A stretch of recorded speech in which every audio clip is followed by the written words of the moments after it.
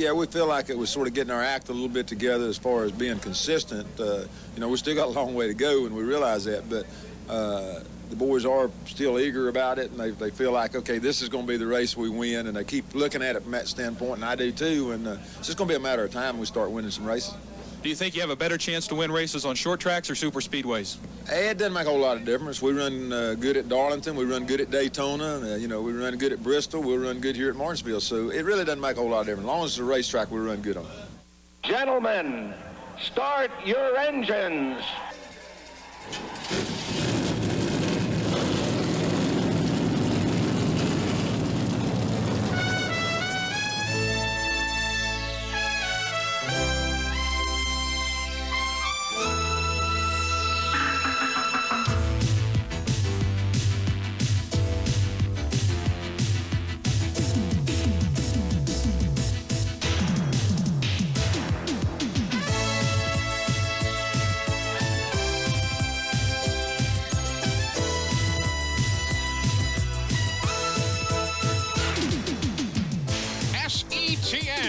The Special Events Television Network presents the NASCAR Winston Cup Series Sovran Bank 500 from Martinsville, Virginia. This SETN NASCAR Racing Special is brought to you by Ford and your local Ford dealer, who invite you to see the 1987 Ford cars and trucks. Have you driven a Ford lately? And by Exxon, quality you can count on. Exxon. And by Gatorade Thirst Quencher. Gatorade is thirst aid for that deep down body thirst. And by Mr. Goodwrench. No one knows your GM car better than Mr. Goodwrench.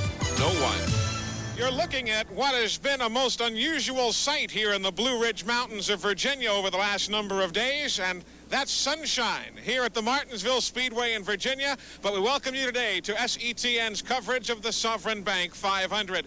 Hello, everyone. I'm Eli Gold, and indeed, this is an interesting stop on the Winston Cup Tour. Another short track before we head back to the super speedways for an extended period. But it's a race where practice time has been very much at a premium. Joining us today here in the booth will be Dr. Jerry Punch, and Jerry Gappens will be with us on pit road. And this is very much a day where the educated guess is going to come into play. Indeed, Eli. The veteran drivers here at Martinsville may have a little bit of an edge here today because, as you said, it's rained the last 2 days here. They have not had very much practice. In fact, the brakes are of concern. The setup is a concern. The gearing, a lot of question marks here. And, of course, the new cars are only 3,500 pounds this year, so there's 200 pounds less weight. That may be an advantage for brakes, but no one got to try them. You've hit on something that one team is talking about rather consistently this weekend, and that is a new setup under the car.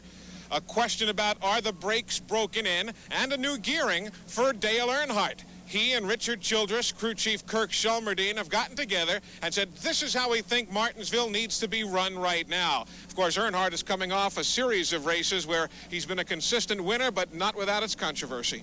Well, he's been almost unbeatable. 5 wins in the first 7 starts, but of course Bristol a couple of weeks ago, a lot of controversy there. He got into an accident with Sterling Marlin, and everyone knows what's happened there, of course. And the question mark this week is, what will Earnhardt do? You know, how can he approach today's race? Can he afford to be the aggressive Dale Earnhardt we've seen, Rambo of the short tracks, as they call him? Can he afford to do that? You know, NASCAR has talked to him. They told him to sort of use his best judgment, so to speak, and how he drives a short track, but we'll see what happens. As we mentioned, Jerry Gappens is joining us on the broadcast today. He's on pit road with Dale Earnhardt. Jerry? Thanks very much, Eli Gold, standing next to Dale Earnhardt. And Dale, a lot of controversy the last couple of weeks following Bristol. You've had a chance to sit and collect your thoughts and read all the reports, all the trades, have all the type of a plus and a minus on the situation. Looking back, what's your reaction to the criticism and also to the support of the Marlin case? There wasn't nothing to it, you know. It's gotten a situation there and gotten a wreck, you know. That's, you know, last race. We don't even think about it. Did when you got pinched in there 3 cars wide on a short track like Bristol, was that part of the problem? What exactly happened to cause Sterling to go up into the wall there in the contact? Well, you know, we just got in there in traffic, and the slow car, you know, was 3 wide there, and it just got in a jam. A lot of media have picked up those stories and kind of blown it out like some of the media can do in a case. And we've been talking about it all weekend here, and you read the papers. Do you worry about getting in the car this afternoon? Do you worry about any retaliation by some of your peers at all? No.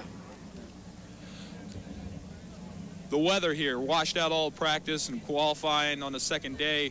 Everybody's going to be starting here today cold, not having a chance to work on their race setups very much. How's that going to affect the start of this race? Well, everybody will be a little cautious, hopefully, at the first and get settled down. But, you know, we've pretty much got a basic setup for this racetrack, and we feel like we're confident to go with what we got, and feel like we can be competitive today. As far as the aggressive driving and the talks that we've seen there, do you feel more pressure as the Winston Cup champion? Do you think a little more attention is geared towards you than what would be if Dale Earnhardt had finished 5th or 6th in the Winston Cup standings last year? No, I think it's because we're winning so much, and anytime you're up front, they're going to be shooting at you. Okay, Dale Earnhardt looking forward to his 6th win here today at Martinsville. Well, thank you, Jerry Gappens. You know, Dale Earnhardt may not feel like it's going to be that aggressive a day today, but the short tracks have always been a battleground. It was a war 2 weeks ago at Bristol. And a lot of folks are saying that maybe Harold Kinder shouldn't wave a green flag. He should fire a cannon or blow a bugle or signify the battle to begin. As today's race gets started, Eli, it should be a barn burner. You know, Tony Spanos from Sydney, Australia is in this race. It's his very first Winston Cup event. He's from Sydney, Australia, as we say, and he's driving for James Hilton. He said, if you've heard of the Dirty Dozen, he says, we've got the Dirty 2 Dozen here today. And, of course, a sold-out grandstand. Tickets were gone quite early this morning. Folks are expecting another aggressive short-track race. On the other end of what we were talking about regarding Dale Earnhardt at Bristol a couple of weeks ago was Sterling Marlin. He was leading the Valleydale 500 in the Piedmont Oldsmobile when he and Earnhardt got together. Again, Jerry Gappens standing by, this time with Sterling Marlin. Jerry? Thank you very much, Eli Gold. We're standing next to Sterling Marlin. Sterling, last couple of weeks, your name's appeared a lot in print after the Bristol incident. What are your feelings looking back now that you've had a couple of weeks to think about it? Well, it was just, you know, as far as I'm concerned, it's just water on the bridge, and, you know, we're going and run here, and hopefully we can get up front again and be battling for the lead again, and, you know, hopefully it won't come out like it did a couple weeks ago. But, you know, it was pretty much it was starting to rain, and I guess Dale just got over anxious, got in a hurry, and, you know, unfortunately took us out. The thoughts of revenge come through your mind as you get ready here for Martinsville today at all? Well, I'd be lying if I said it didn't. I think you're looking at a bunch of drivers that, you know, we run 2 short tracks in a row, and everybody's tempers are kind of up, and I think everybody's just on the verge of exploding here, so it should be a good race. So that's how it stacks up, the Sovran Bank 500 here at Martinsville. The other element always at Martinsville, Jerry Punch, is the fact that these cars take abuse because these long straightaways and the tight turns make for a long afternoon.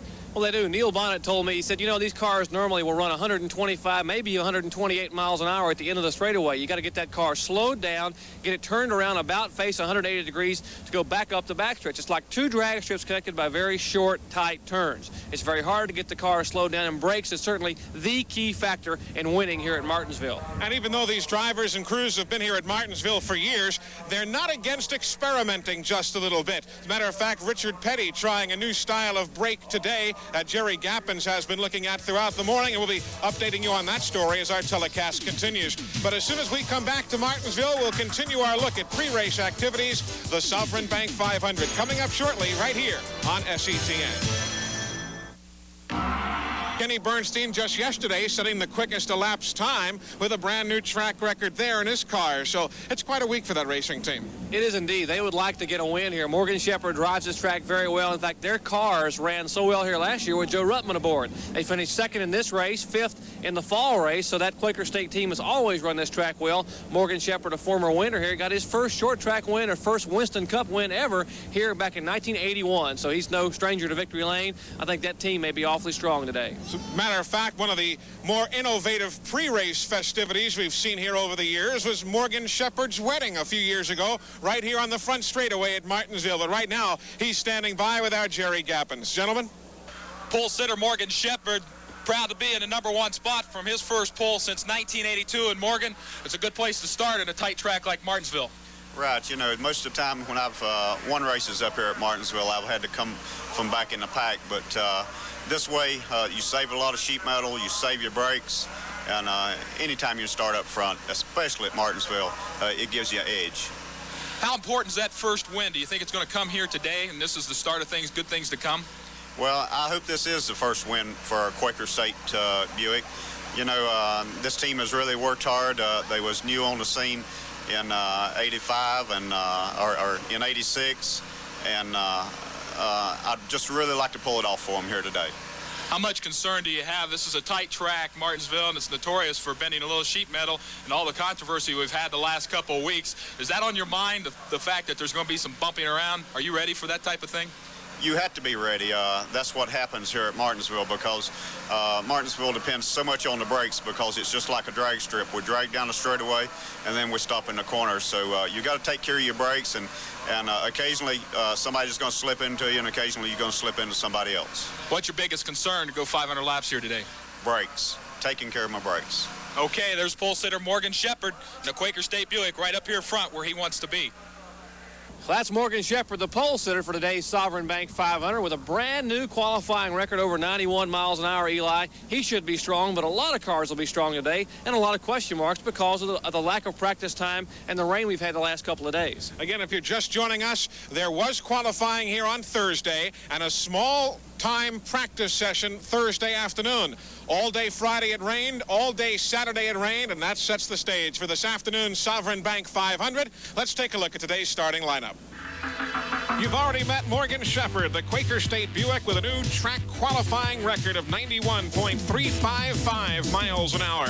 And with him on the front row, recovering still from a shoulder injury suffered at Darlington a few weeks ago, Terry Labonte in Junior Johnson's Budweiser Chevrolet.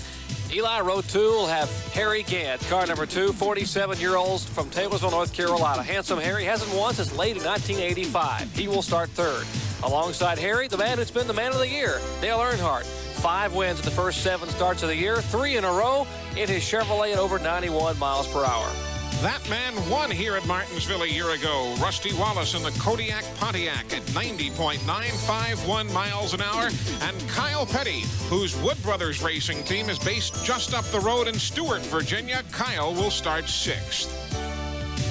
Row 4 will have Jeff Bodine, a fellow who was very successful here in the modified ranks, picked up a win in Winston Cup competition here back in 1984. His Chevrolet at 90.742 miles per hour.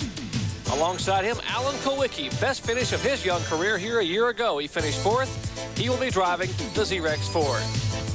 Row number 5 here at Martinsville today, Neil Bonnet in the Valvoline Pontiac. He qualified at 90.737 miles an hour. And after nearly pulling off a win at Bristol, Tennessee, Richard Petty in the famed STP Pontiac.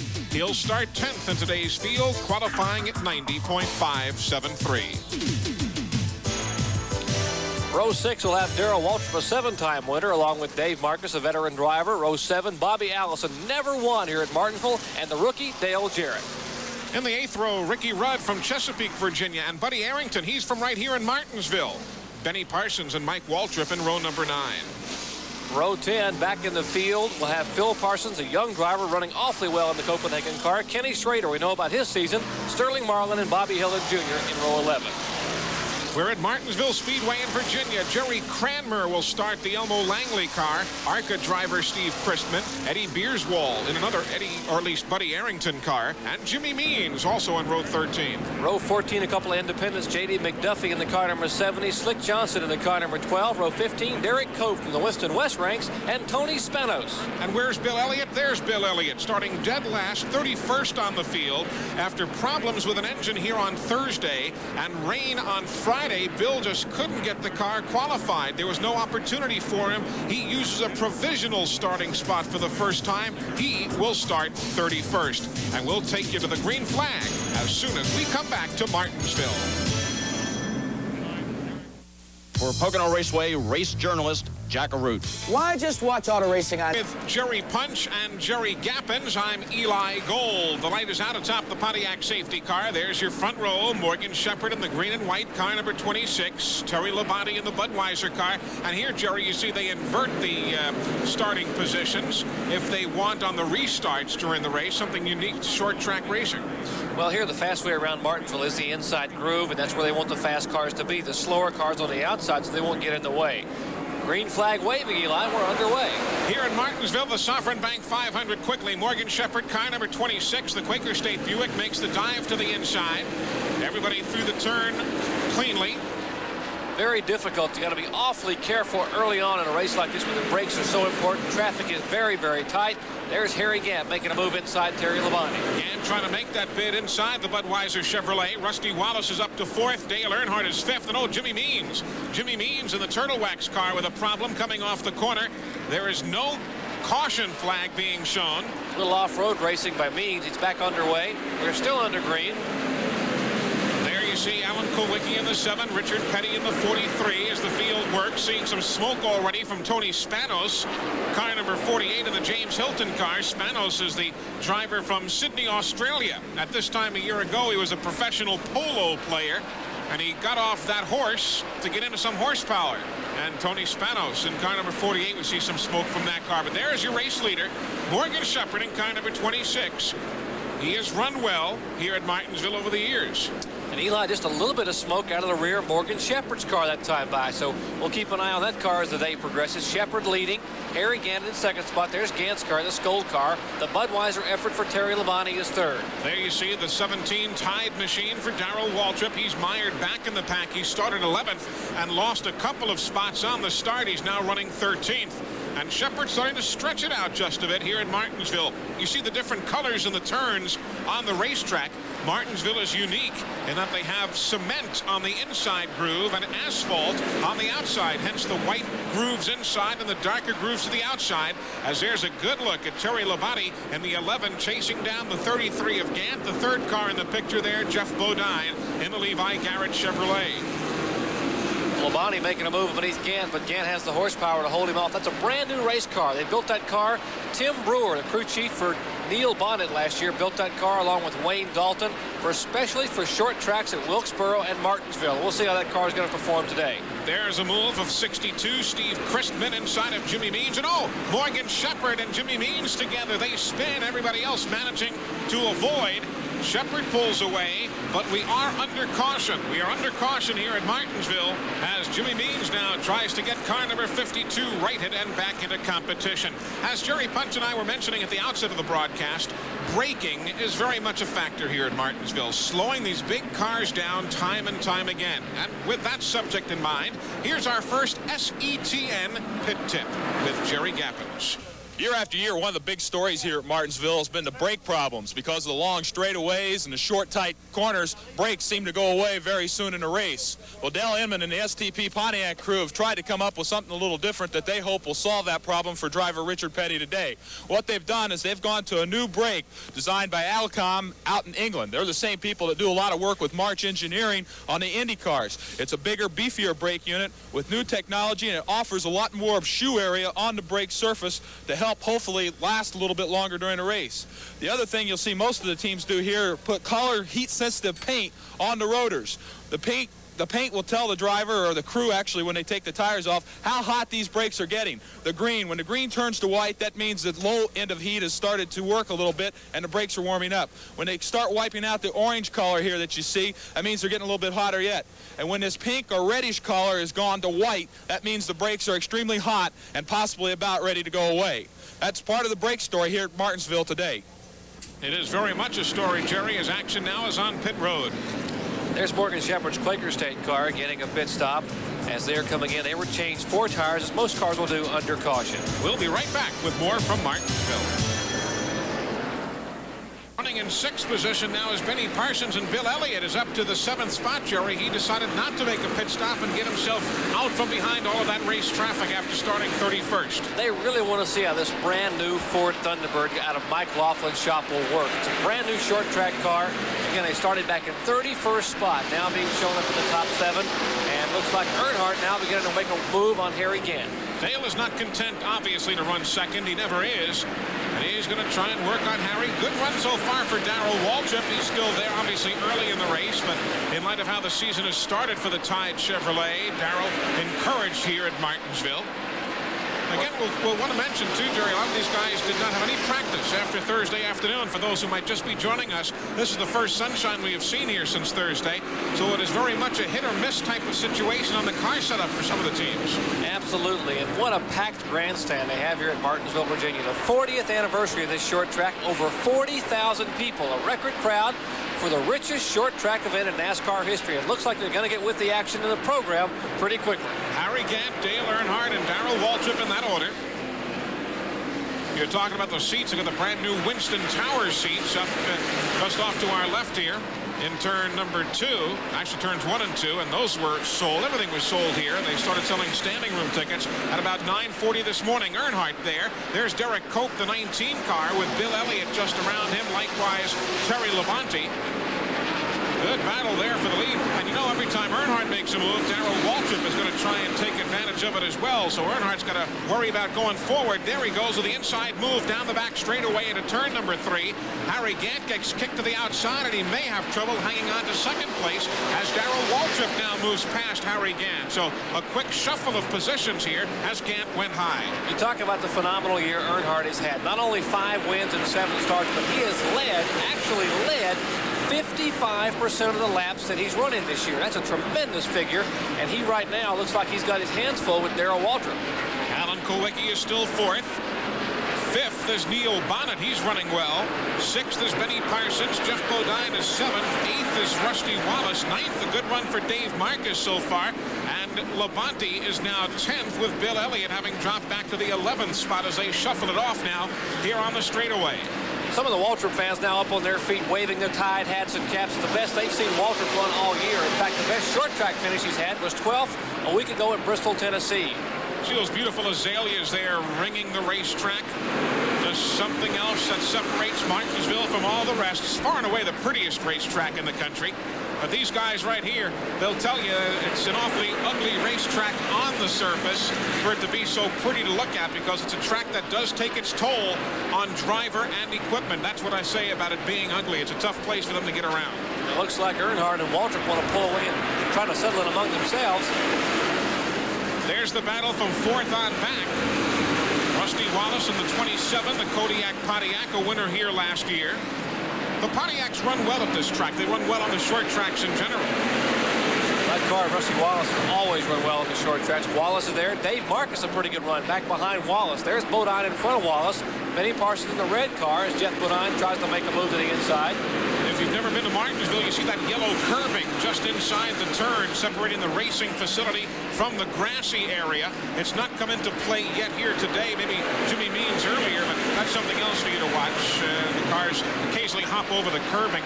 Darrell Waltrip still doing a heck of a job right there, right in the tire tracks of Dale Earnhardt. There's a look at the 3-time Winston Cup champion, Darrell Waltrip, in the Tide ride he has this year. That's the Waddell Wilson prepared car in the Rick Hendrick stable. There's a battle back in the pack, Eli. That's going to be from 10th on back. Labonte, Kenny Schrader, Ricky Rudd, and Phil Parsons. Now for 10th spot, Schrader tried to make a move inside of Labonte, but couldn't. Now back near the front. That's a good battle ongoing for the lead here.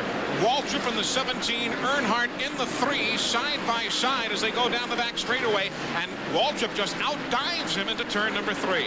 This has really got to be encouraging. Look at the fans on their feet now. They're waving. Now, how often do you see fans at a short track get up and scream and yell like that? It's a heck of a show so far. Jerry Gappens, how do you see it?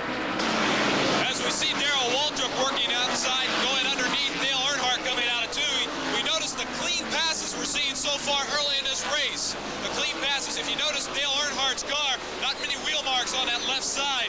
Also, Darrell Waltrip just made a nice clean pass. Good clean racing so far, even though it's very competitive.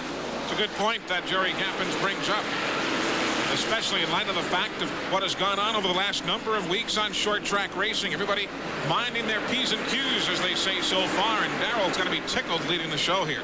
He does, Eli. I think that NASCAR Director of Competition, Dick Beatty, has had some heart-to-heart chat this week with some of the drivers, Jeff Bodine, Dale Earnhardt, just to name a few, about that kind of thing, what happened at Bristol. And one driver certainly needs a heart-to-heart chat from possibly a mechanic right now. That's Morgan Shepherd. The car that sat on the pole is smoking. We saw a wisp of smoke early on, and he's certainly now showing more smoke in the Quaker State Buick. Average speed at this point is 74.934 miles an hour. Waltrip leads, Earnhardt second, Kulwicki third, fourth is Bodine, fifth is Rusty Wallace, Bill Elliott is up to sixth, Dave Marcus is seventh, eighth is Harry Gant, ninth Kyle Petty, and 10th Neil Bonnet, as we continue at the Sovran Bank 500 here in Martinsville on SETN. You ever heard of race car drivers running with a family car oil? These do. Winners like Jeff and Brett Bodine, Tim Richmond, and Darrell Waltrip. They use the same new Superflow 10W30 motor oil you can buy in stores. It has a special additive wear band that's super at blocking wear. Right, guys? Right! Good catch. You play football? No! Too dangerous!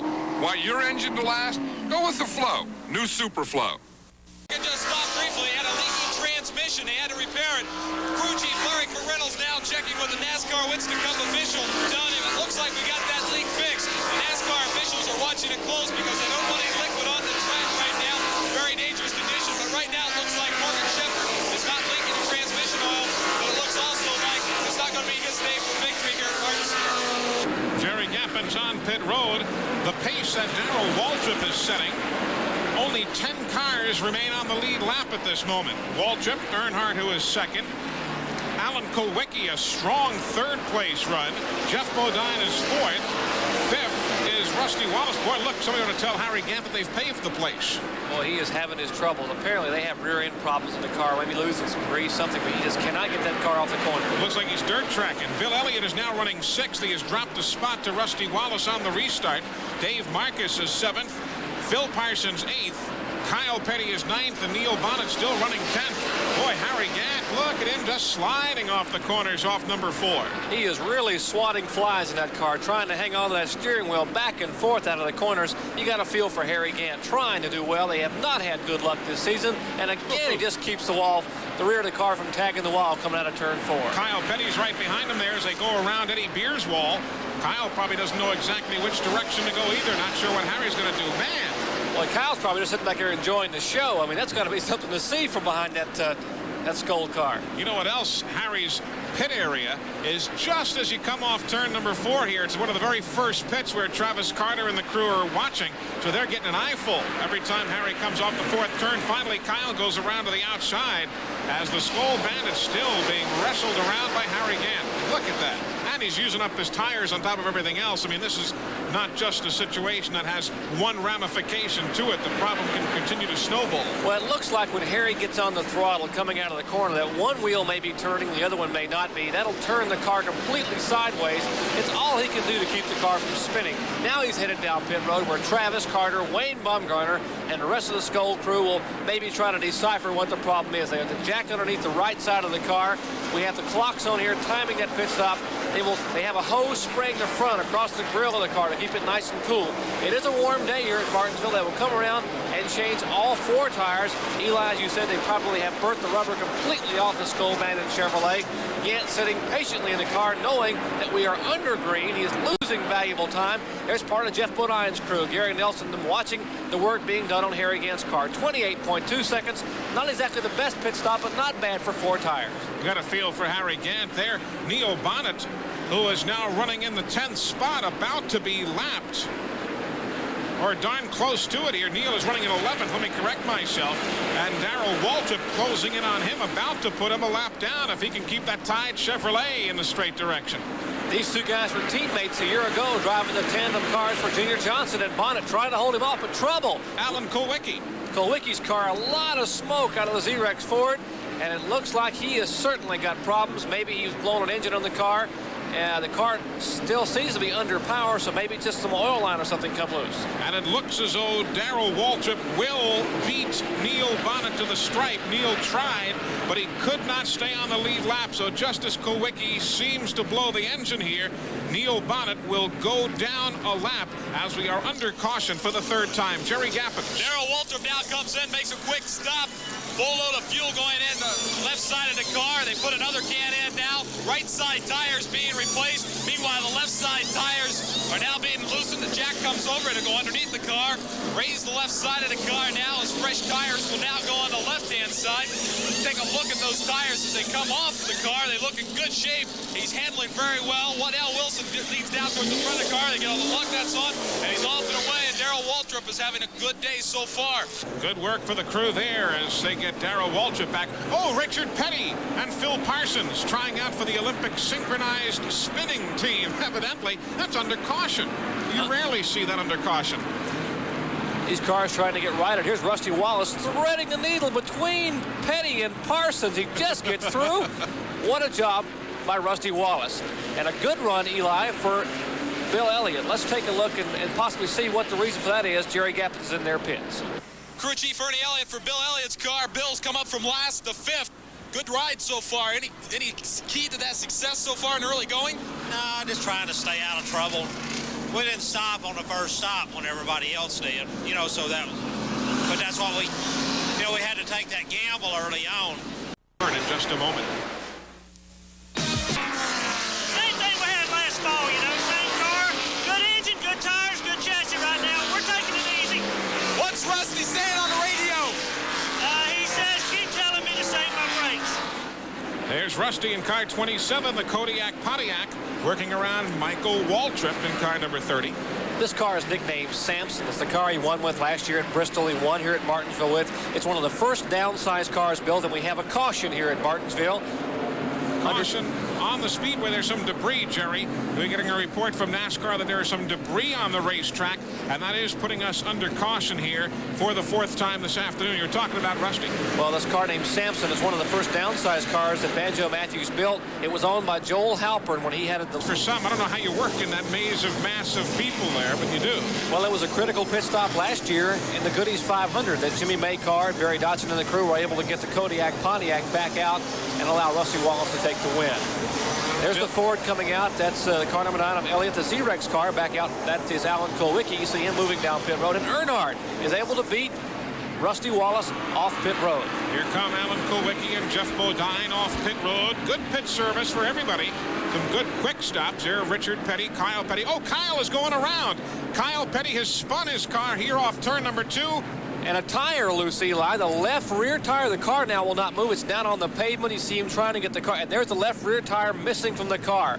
So a problem on Kyle Petty. And there's the left rear tire over in the grass, some 50 feet from where that Citgo Ford has come to rest in turn 2. Looks like Kyle venting a little frustration there. That's steam coming off of Kyle from inside the car. I'm sure he's going to be a little bit frustrated. What a great run he's had, running in 5th spot, showing in the top 5 all day. You know, last year he had one of the best combined finishes of anybody at this track. Kyle finished 5th and 6th in the 2 events at Martinsville last year. Boy, a tough break as that Goodyear Eagle just brings the afternoon, or at least the moment, to a halt. You see Kyle signaling to someone to try and let's get this thing going. He's basically, no pun intended, spinning his wheels here because he can't get any traction off the racetrack. Well, he's motioning to the wrecker, and let's see what the Winston Cup Series sign tells us. Yes, Kyle Petty, car number 21, has had trouble, and what did he have? He's lost a tire. We obviously knew that, Eli, but that helps us a little bit. And they are bringing the car down pit road. The Wood brothers standing by to make repairs on the Citgo Ford. Well, a tough break. We are under caution if you're just joining us here at the Sovran Bank 500 with Bill Elliott continuing to lead. This caution came out because of debris on the racetrack. Jerry Gappins has been patrolling pit road, and he's there in the Wood brothers pit. Watch the story, Jerry. Kyle Petty's Citgo Ford now comes along pit road backwards, brought in on a wrecker. Tough break for Kyle Petty, running strong in the top 5 all day. His car lost the left rear tire. They have to put that back on. They're readjusting the rear trunk lid right now. And now Kyle will have to straighten himself back down pit road the wrong way. Boy, Kyle's going to have to swing around, go back up pit road. He can't come out onto the racetrack. He's got to go back up pit road. Yet he is coming out on the racetrack. And that will get him a black flag. That is against the NASCAR rules. Of course, the NASCAR official motioned him up pit road, but he meant for him to go up and turn around. As you said, Eli, come back down pit road. But he peeled out on the racetrack, and that will get his number on the board there. Number 21, you see Harold Kinder getting the word hold. We just saw looking on as we get set to go back to green flag racing. We're in Bill Elliott's pit with brother Dan, who helps Ernie down here in the pit road. And Dan, you got Bill back out on the track before everybody else from nifty pit work here. Yeah, we only changed 2 right side tires, so we want to get the car back out front. He has a little bit of trouble pacing, but once we get back out front, he doesn't have any trouble running out front. So if we can help him out and get him back up, that's where he needs to be. Think this race is going to be won right here in the pits? For us, it may be. Benny Parsons has been on and off pit road, and now we see they're taking Benny's car behind the wall. We should have an update on that in just a moment. There are the top 5. The only other car on the leaderboard on the lead lap is car 55, Phil Parsons. Running in 7th is Bobby Allison. 8th is Terry Labonte. Kenny Schrader is 9th, and Neil Bonnet is 10th. They're all a lap down. Eli, the #1 priority in the Elliott stable over the winter was a short track program. They have come to grips with that program. A brand new race car. They are leading from last to first here at Martinsville. They have finished 4th at Richmond, 4th a week ago at Bristol. They are really coming to grips with their program, and he looks like he's got a good shot at possibly winning today. Bill Elliott trying to take off and leave Rusty Wallace and the rest behind him. Car 90 is not on the lead lap, but the 3, 55, and 5 are. Just keeping an eye on Benny Parsons. He's now out of the car. They have evidently given up their efforts to get back in today's race. Jerry Gappens is with Benny Parsons. Gentlemen. Benny Parsons up and out of the car, and Benny behind pit wall is not the place to be with all your competitors up there. What's wrong? Something happened to the engine, Jerry. I don't really know what. Came off the corner, got on throttle, and wouldn't run. Any indication before that happened? Any problem? No, none at all. Everything looked good. Up until that point, how was the car working for you? The car was working fine. I just couldn't keep brakes. If I really used any brakes, it'd go away in a hurry. How's the competition out there? Is there much bumping around, or is it a pretty clean race? Looks pretty tough right now. The track conditions, how about them? Track's getting a little slick right now. Little slick, but Rusty Wallace still keeping things going there with Bill Elliott. Cars getting through the corners fairly well. Average speed 70.385 miles an hour. Looks like Bill Elliott's having a little bit of trouble keeping the car down on the bottom of the racetrack. He gets a little bit of nudge from Rusty Wallace there. Just a gentle touch to let him know you're back there. That'll help you have trouble getting through the corners. And Rusty will make a move on the inside. It's going to be tight in turn 1. He taps him, and Elliott hangs onto the car. Good driving by Bill Elliott. He gets nudged up out of the groove. Now it's a drag race. Rusty Wallace has the inside covered against Bill Elliott. Closing in from the rear flank, there's the nose of Dale Earnhardt's car. He'll try and cover the inside and not let Elliott back in line. Dale says, that looks like fun, fellas. I think I'll get up there and play a little while, too. Now, Earnhardt will follow Wallace through beneath Bill Elliott. You see Bill having trouble getting the car on the bottom groove and the car really not working that well on the inside of the racetrack. These cars averaging some 89 to 90 miles an hour a lap. They're still going, what, 118, 120 on the straightaways? They probably can go 125 on the straightaways. They really come out of the turn screaming here and turn these cars some 8,000 or more RPMs. They really twist the engines awfully tight. They are probably going 127 miles an hour as they jump on the binders here in turn 1. Those front 5 cars that you saw there are all on the lead lap. Richard Petty, the STP Pontiac, slowing down. Richard Petty slows. Don't know if he's going to be able to get around to pit road. They pit on both sides of the racetrack here at Martinsville. But Richard is now just coming past the entrance to the back pit here in turn 3 as Earnhardt tries to work his way to the inside of Rusty Wallace, going around Jerry Cranmer in the Elmo Langley car. And Richard Petty is not going to make it. And the 7-time Winston Cup champion, after a tremendous run last week at Bristol, finishing 2nd, brings out another caution here at Martinsville. And here's the leader, Rusty Wallace, making his way to pit road. Race leader Rusty Wallace brings his Kodiak Pontiac to a stop. The crew goes to work on those right side tires. They top off the fuel, not very empty at all since they just stopped a few laps ago. But meanwhile, this gives them the chance to get the new tires in. As you saw Darrell Waltrip go ahead and speed on out past Rusty Wallace. Now they're going to go ahead and change the left side tires. So apparently Rusty Wallace doesn't want to take any chances. He wants to put 4 fresh tires on his Kodiak car, and he's off in the race. So a good pit stop. Here comes Waltrip and Earnhardt. It's stop, now go. Now it's a drag race, and Earnhardt has the inside advantage. Well, There's racing, as they say, everywhere on this racetrack, and not abusing the brakes just a bit more. As we continue at Martinsville, more of the Sovran Bank 500 coming right up. High-performance race cars like the Wins Kmart Friction Proofing Special need high-performance chemicals to keep them running their best. Champions like Blake Speed have relied on Wins quality products for over 47 years. To run up front in NASCAR Winston Cup competition, you need an edge. That's why I set up my own shop and build my own engine. And I use Wins quality automotive chemicals in the operation and maintenance of my precision Oldsmobile Delta 88. Wins products are available at Kmart, America's favorite store. For Pocono Raceway. With the STP Pontiac, Norman Koshimitsu there in the foreground, sweeping the pit area for Rusty Wallace as we're about set to go back to green. Harold Kinder there, and Bobby Allison in car 22 and Ricky Rudd in the 15 now trying to get back one of the laps that they are down, and Bobby Allison has done so. Car 22, the Miller American Buick, now back on the tail end of the lead lap. The race leader is car 3, Dale Earnhardt, the 17, Waltrip right behind him in second. 49-year-old Bobby Allison, racing for 21 years here at Martinsville, has never won in a Winston Cup event at Martinsville Speedway, trying to keep that lap. He can't quite hang on. Looks like Earnhardt has a shot on the outside. Bobby trying to work that inside groove, but it's not going to pay off here, or so it doesn't look. No, he'll go a lap down now, as he has been trying to battle all day long on these restarts to get back on the lead lap. Average speed 70.052 miles an hour. If you're just tuning in, you're watching the Sovran Bank 500 from the Martinsville Speedway here in Martinsville, Virginia. I'm Eli Gold with Dr. Jerry Punch joining us here in the booth, and Jerry Gappins on pit road. And Earnhardt strong again, awfully strong. And one car that's right there with him is Darrell Waltrip, and what a good day it is for Waltrip and the Tide crew. Waddell Wilson has really put a power plant beneath the hood of that car, and Waltrip has been a factor all afternoon, as has Rusty Wallace in the car that he won with last year in the Goodies 500. Darrell Waltrip, kind of a cooperative effort setting up the race car. Darrell takes pride in getting the chassis set up just right. Now he's got his hands full with Rusty Wallace in the Kodiak Pontiac. Well, you see all the dark stuff on the back of Waltrip's car. Looks like a lot of oil or grease or something. You see it right there, almost obliterating the word Tide on the back of the car.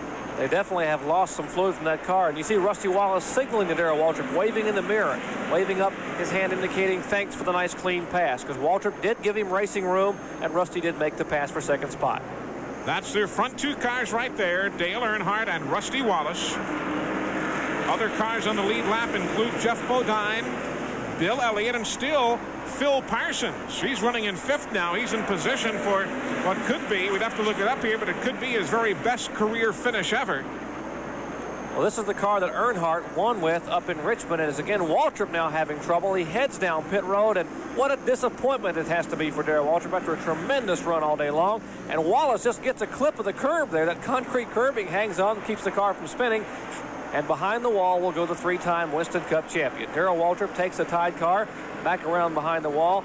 And you got to feel like he's got to feel good about a good run today, but he would like to have finished and had a shot at winning. Darrell was running in third spot at the time of taking it behind the wall. We'll find out exactly. Jerry Gappins is on the way over there right now. We'll find out in just a moment exactly what the problem is.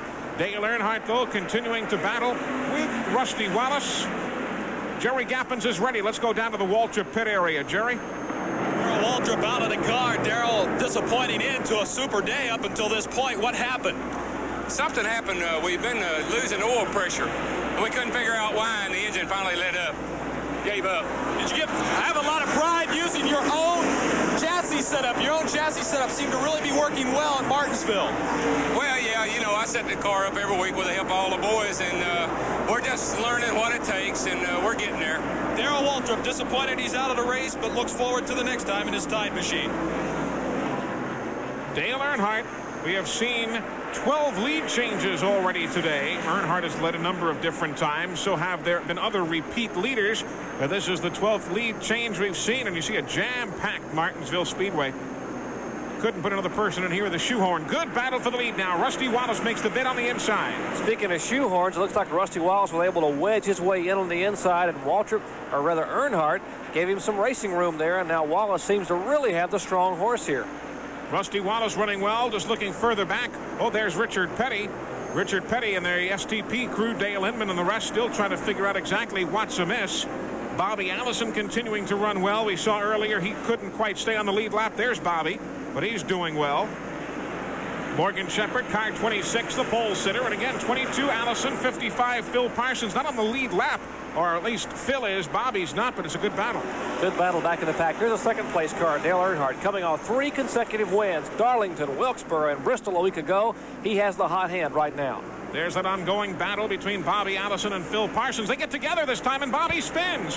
Bobby Allison spins as he and Phil Parsons made contact going into the corner. And this is going to bring out a caution. Harold Kinder waves the caution. Bobby Allison looking for an opening in traffic and now rights the Miller American Buick. And that's a veteran move. He kept the car running backwards, got the momentum of the car, spun it around, and Joey Chitwood style got the car headed back in the right direction. He did not lose another lap.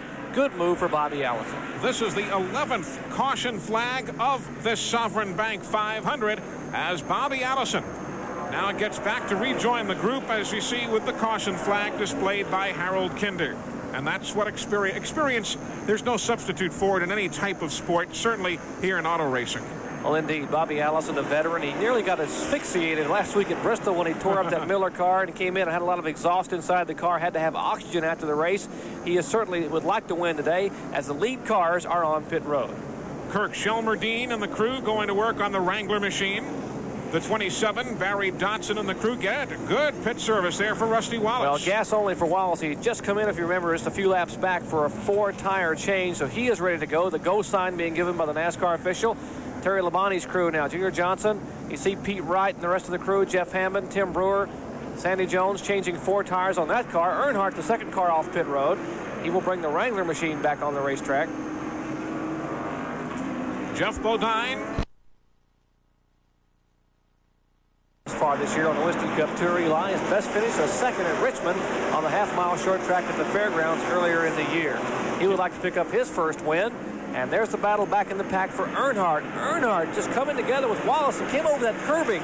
And that's a really tough ride for Earnhardt. He could have bent something in the front of the car, possibly even cut a tire down, but the car appears to be running true to form at this point in time. There's all sorts of damage that can be done to the undercarriage of that car. Meanwhile, we're getting down the last handful of laps. Let's check with Bodine's crew chief. Do you have to stop for fuel if it goes green the rest of the way? We should make it on our fuel. We were hoping for no more cautions, and we're crossing our fingers on the fuel, but I think we're okay. How close are you on fuel? Is it like Daytona? No, it's not really that close.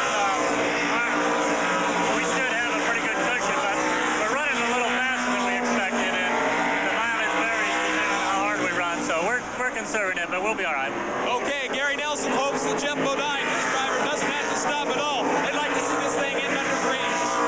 And Jerry Gappens, why don't you head on down the other end of pit road, see if Richard Childress will tip his hand to the Dale Earnhardt effort. You just saw Bodine going around car 48, Tony Spanos.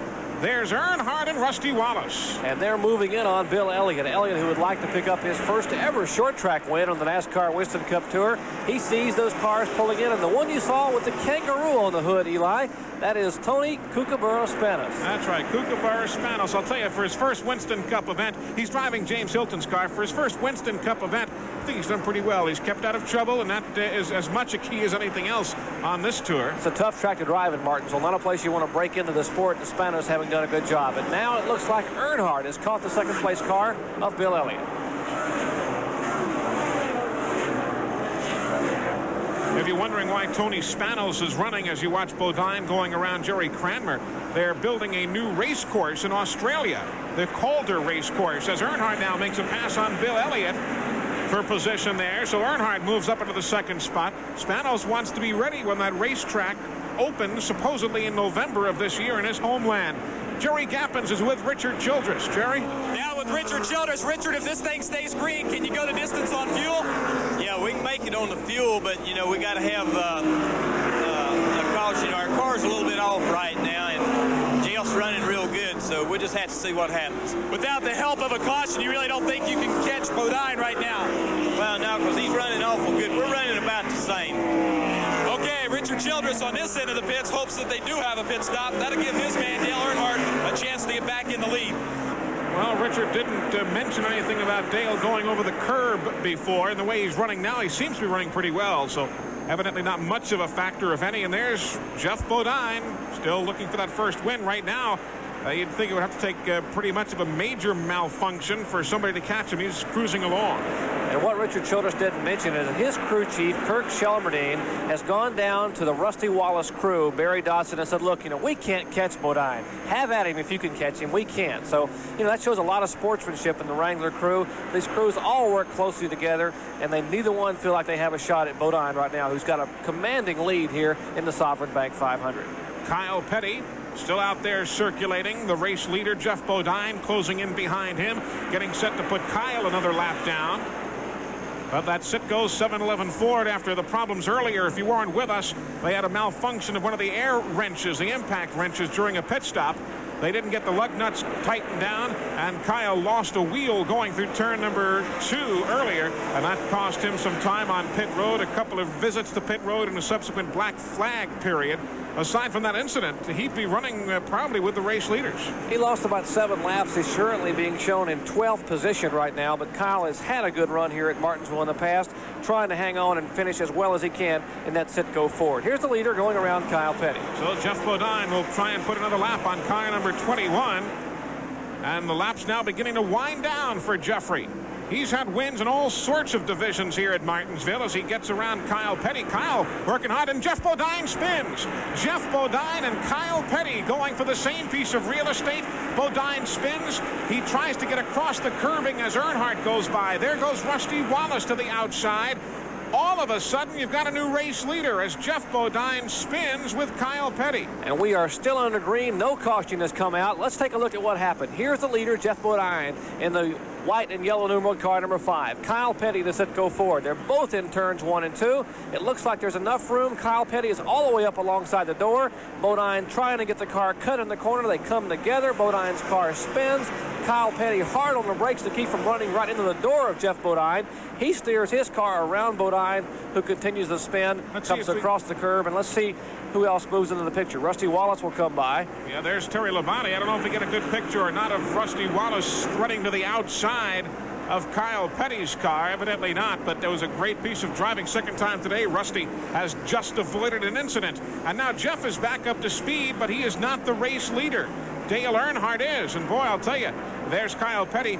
As this season is going for Earnhardt with 5 wins, it's good to be good. Sometimes it's good to have a little luck on your side, too. Indeed, and you got to give a call to Jeff Bodine. He could have stalled that car over that curbing when it spun. As hot as that engine's got to be after running all afternoon, he could have stalled it there and lost a couple of laps. He kept the engine fired, got the clutch in, got it back in first gear, jerked it off the curbing, and he's back out now, showing in 3rd place. Kyle Petty.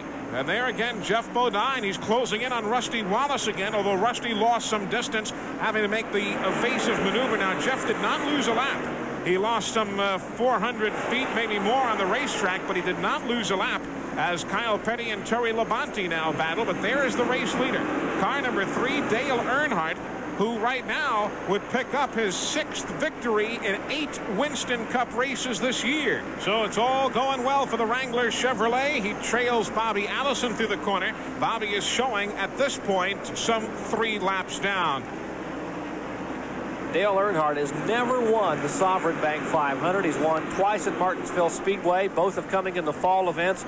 Earlier in his career, he won back in 1980 driving for Rod Osterlund, and again a couple of years ago driving this car for Richard Childress. There is Rusty Wallace in the Kodiak Pontiac out of the Raymond Beetle stables. Don't leave us now. The final laps of the Sovran Bank 500 coming right up. Hi, I'm Richard Petty. My life is racing. And now you can enjoy in the comfort of your home all the thrills of America's most exciting Winston Cup races just by calling this number. For only $29.95 plus $3 postage and handling, receive your choice of these 6 action-packed fillers available only through this offer. This is stock car racing at its best, so call 1-800-652-7777 and begin enjoying these races in your home. Thrill to all the heart-stopping excitement that only stock car racing offers. Watch Darrell Waltrip, Bill Elliott, Dale Earnhardt, Cale Yarborough, Tim Richmond, and all of today's best drivers battle for the checkered flag. If tight turns, bumper-to-bumper action, and split-second pit action keeps you on the edge of your seat, call 1-800-652-7777 for your exclusive racing videos. These videos are available in VHS and beta for only $29.95 each. Select from these 6 races and live the excitement of the hottest motorsport in America. Visa and MasterCard are welcome. Start your pit row collection today. Call today and order your exclusive Winston Cup race videos now. And I'll see you at the winner's circle. That's number 1. Sovran Bank 500 in Martinsville, Virginia. Dale Earnhardt trying to negotiate around Kyle Petty in the Citgo 711 Ford Thunderbird. Eli Gold with Jerry Punch and Jerry Gappens. If you're just joining us, a quick recap. Jeff Bodine had inherited the lead not long ago, but as he and Kyle Petty got together in turn number 2, Bodine spun, and Dale Earnhardt, who was running up in the second place battle between himself and Rusty Wallace, well, Earnhardt has inherited the lead. Rusty Wallace moves up to the second spot. Bodine did not lose a lap. He's still running in third, and the only other car in the lead lap, Jerry, is Phil Parsons. And a quick look at the record book, that's Rusty Wallace, but Phil Parsons in the record book, this would be his best career finish ever if he does stay in his 4th position as he has right now. His 5th place finish last year in the Winston 500, his best career finish to date. But as you said, if he finishes today in 4th spot, it will be a super good run for Phil Parsons. He's had a tremendous run. He lost a lap early in a race at Wilkesboro, and he had a great run all afternoon and finished in the top 10 there. But he could have had a better finish had he not lost a lap with an early spin. Here's the leader, Dale Earnhardt, and there's the 3rd place car. What a heartbreak for Jeff Bodine. You know, Eli, back here in the fall race last year, he sat on the pole. He led the most laps only to have a late pit stop, have him finish 2nd to Rusty Wallace. And in this race a year ago, he was leading with 100 or so laps to go. When the timing chain broke in the car, he was relegated to a 17th place finish. So Lady Luck has not smiled on Jeff Bodine very much at Martinsville Speedway. Now, Dale Earnhardt, car number 3, has already led the most laps today, and that has some significance if you're new to Winston Cup racing. If you lead any lap at all during the course of the race, you get 5 bonus points. If you lead the most laps during the course of an event, you get an additional 5 bonus points. So Dale Earnhardt stands to rack up here today, not only on the points for the event, but these bonus points as well. He goes around Steve Christman there as the laps wind down. It's been all Dale Earnhardt here in the last 18 or so laps since Jeff Bodine had his problems up in turn number 2. And Eli, if Rusty Wallace can hang on, it'll be the best finish he's had this year for the Kodiak Pontiac. His previous best finish, he's had 3rd spot finishes at Atlanta and Richmond. As the battle now back for 5th spot heating up, and looks like Terry Labonte will slide beneath the slowing car of Bill Elliott. That's for 5th spot. That's right. Car number 11 and car number 9 were each showing a couple of laps down. So they were battling for position. Dale Earnhardt is the race leader, car number 3. And Earnhardt moving in on the 5th place car of Terry Labonte. That's the car. Labonte lost a lap or so early and has really been fighting back. And this is the first race he's driven completely by himself since he injured that shoulder, fractured that scapula or shoulder blade at Darlington 3 races ago. Of course, Jerry can explain that, being that he is a bona fide MD. He's able to fill us in on exactly what the injuries were, and it's obviously not affecting Terry Labonte here at all. There's Rusty Wallace. See how far he leans over, working that Pontiac through the corners. There's Earnhardt going by the 5th place car at Labonte. Labonte giving him plenty of room. Laps now winding down. Just a few laps to go as we come down, and the crowd waving to Dale Earnhardt. And white flag from Harold Kinder. One more time, and Earnhardt will set a record. 4 consecutive wins. 6 wins in the first 8 starts. Just a remarkable show. You know, everybody's going to say, well, sure, Bodine had it won and he spun out and Earnhardt takes the victory. But Dale Earnhardt was there in a position to inherit the lead if something happened to the other guy. It did. And here comes Dale Earnhardt off turn 4. Checkered flag for the victory here in Martinsville in the Sovran Bank 500. Rusty Wallace will finish 2nd ahead of Jeff Bodine, who is a car length and a half back in 3rd. And the best career finish for Phil Parsons, car 55, finishing in 4th. And there Rusty Wallace pulls up alongside Earnhardt for the congratulatory wave. Dale Earnhardt gets his 26th career victory and his first ever Sovran Bank 500 win. The last driver to win 4 in a row, Darrell Waltrip, in 1981. And there's a couple of guys having a discussion. Wouldn't you like to be a fly inside one of those cars and hear what they're saying? That's Jeff Bodine and Kyle Petty. Stay tuned, everyone. There's more as we take you to Victory Lane for the post-race festivities with the winner, Dale Earnhardt, as SETN's coverage continues from Martinsville. Win for Dale Earnhardt and the Wrangler Chevrolet. Jerry Gappens is with the winner in Victory Lane. Dale Earnhardt makes it 6 out of 8 here at Martinsville. And Dale, you had to have your doubts there about 20 laps from the end when you just couldn't catch Bodine no matter what you were trying. Well, that's true. I knocked the front end out of line there on the curb there on that last restart, and the car wasn't driving as good. But, you know, we're still giving it all we had and just hoping for the best. And I don't know what happened with Bodine. He spun out and got on the curb, and yeah, that's bad luck for them, but, you know, it was good luck for us. So we'll take it, and, you know, we'll run hard today, and I'd like to thank Wrangler and Goodwrench and say hi to the kids back at school, and, you know, just everything. Everything's doing real good. At the start of the year before Daytona, someone would have told you that you would win 6 out of the first 8 Winston Cup events. What would you have told them? It's possible. Dale Earnhardt happy. He's a NASCAR record setter. No man has ever won 6 out of 8, even 6 out of 10 of the first Winston Cup events. But Dale Earnhardt now puts his name in the record books, a smile on his face, and a job well done. Congratulations, Dale. Thank you. Well, again, congratulations to Dale Earnhardt. Finishing second will be Rusty Wallace. Third, Jeff Bodine. Fourth, Phil Parsons. Fifth is Terry Labonte in the Budweiser car. Sixth is Bill Elliott. Seventh, Kenny Schrader. Eighth, Bobby Allison. Ninth, Neil Bonnet. And 10th, finishing his best finish ever, Mike Waldron. Jeff Bodine thought he had the race tucked away until he and Kyle Petty got together with just a handful of laps to go. Jeff is with the media now in the track and field. Bumping and shoving, that's part of racing. We've been talking about it all week, and I got shoved at the wrong time, I guess, or maybe I had a mental lapse and just turned down too quick on Kyle. I don't really know. I don't think either one did anything intentional. It's just very unfortunate that it happened for me. Fortunate for the number 3 car. He seems to be winning everything. That he is. There on the left, Denise Lowry, Miss Winston, Dale Earnhardt, his wife Teresa, and Clay Earls, longtime promoter here at the Martinsville Speedway. The other half of that Jeff Bodine and Kyle Petty incident, now standing by with our Jerry Gappens. Kyle Petty switched into civilian clothes from the driver's uniform. Kyle there at the end, involved in a little bit of controversy. What happened with Bodine? I don't know. We were racing. He was leading the race, and I probably should have pulled over and let him go. It's probably my fault. I'll take the blame for it. But, excuse me, I was racing with another car, and, you know, I felt like that me racing with this guy was just as important as him racing to win, and we just ran out of room when we got to the corner. I was on the brakes as hard as I could, but couldn't get away from him. Looking back, would you done the same thing again? Oh, yeah, it's racing, man. You do whatever you can.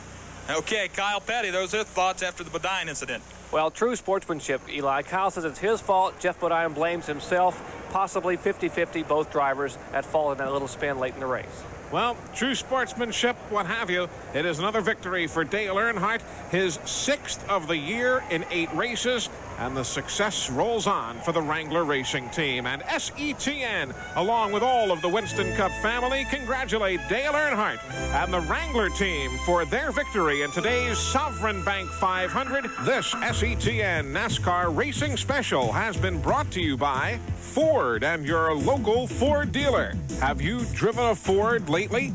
And by Exxon, quality you can count on. Exxon. And by Gatorade Thirst Quencher. Gatorade is thirst aid for that deep down body thirst. And by Mr. Goodwrench. No one knows your GM car better than Mr. Goodwrench. No one. The executive producer of SETN Sports is Jim Wigglesworth. Today's coverage of the Sovran Bank 500 has been produced by John R. Lewis. You've already seen the top 10 in the finishing order. 11th was Buddy Arrington, Kyle Petty 12th, Derek Cope 13th, 14th was Jimmy Means, Bobby Hillen Jr. finishing 15th, 16th was Ricky Rudd, with Morgan Shepherd, Tony Spanos finishing 18th, Sterling Marlin and Jerry Cranmer rounding out the top 20. Dale Earnhardt retains the point lead in the Winston Cup Tour, with Bill Elliott, Neil Bonnet, Richard Petty, and Ricky Rudd in the top 5 spots.